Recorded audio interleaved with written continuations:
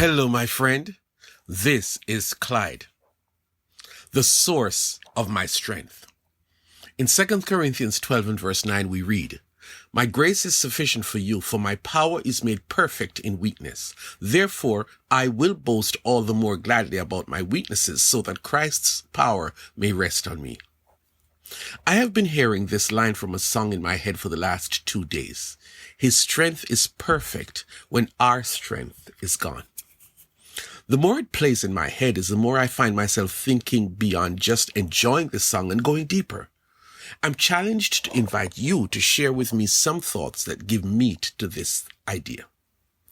The first century evangelist teacher named Paul was also a prolific writer, and God used him to write a lot of what we now call the New Testament. Let us zero in on a piece of Paul's personal life. We talk about him nearly 2,000 later after his death as if he was some Superman, someone who conquered human inadequacies and challenges. But in fact, it is the opposite. He was just a man like you and me, or maybe I should say, I can personally identify with some of his struggles. Paul had a problem, something that he called a thorn in the flesh. Now, mind you, Paul was not one given to complain and bellyaching about his issues, so this must have been a significant thorn. Normally, if there's a thorn inside of you, you could pluck it out. It might cause some discomfort at the time, but once you've got it out of your flesh, then it is not long before you return to normal. That is, if it is a normal thorn. Thorns, however, can be brutal and injurious, like the crown of thorns they plaited and slammed on the head of Jesus. That was some thorns that they could weave them together to make a crown.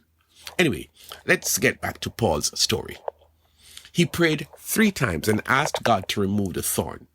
Sometimes we find some things in our lives that we cannot get rid of, and we have to ask God to take it away from us. For some of us, it might be a health issue like a cancer diagnosis, or it might be a weakness for a particular sin that you fight and it just doesn't go away. For some, it might be a bad relationship that you cannot get out of no matter how hard you try. But I'm sure each of us can understand what Paul is saying, that he turned to God, and not once, not twice, but 3 times he asked God to help out a brother. For some of us, it might be way more than 3 times, too many to count. Take the brother who struggles with pornography. On a good day, he swears he's not going to look at it again ever. The guilt, the embarrassment, even though nobody knows, he wants the last time to be the last time. He has been praying about it for the longest while, and 3 weeks after the last prayer, he finds himself viewing it again.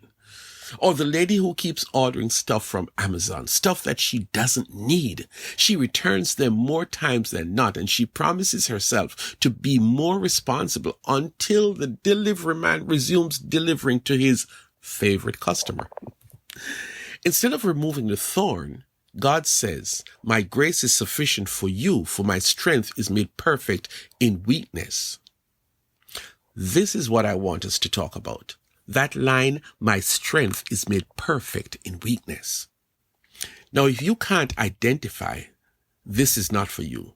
But some of us, we need help in the strength department. You want to lose weight, seriously. And every Sunday after the huge dinner, you secretly promise to go on a diet next day. And by Thursday, you're back to eating all the bad food. You lack the strength to stick to the diet, no matter how hard you try. God, I need your strength to stick to my resolve. The David and Goliath showdown was an epic battle. We never saw where David stopped to pray and asked God for strength to defeat this uncircumcised Philistine.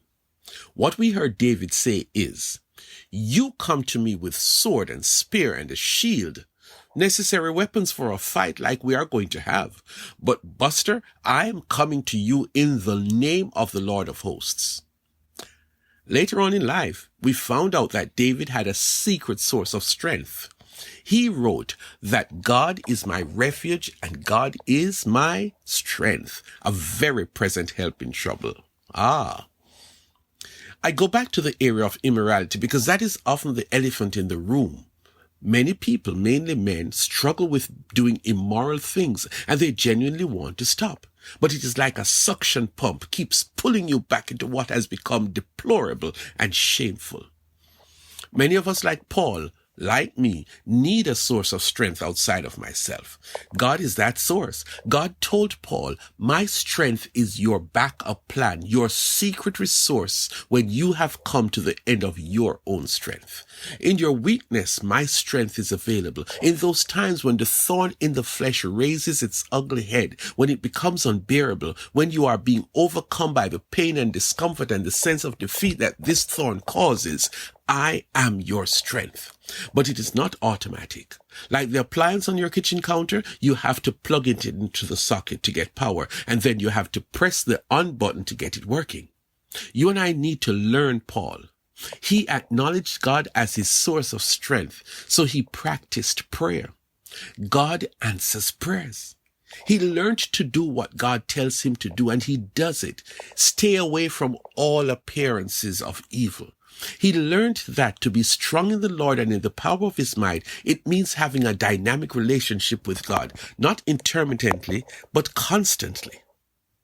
You will soon find out that when things are going well with you and God, that in those times, his strength is perfect when your strength is gone.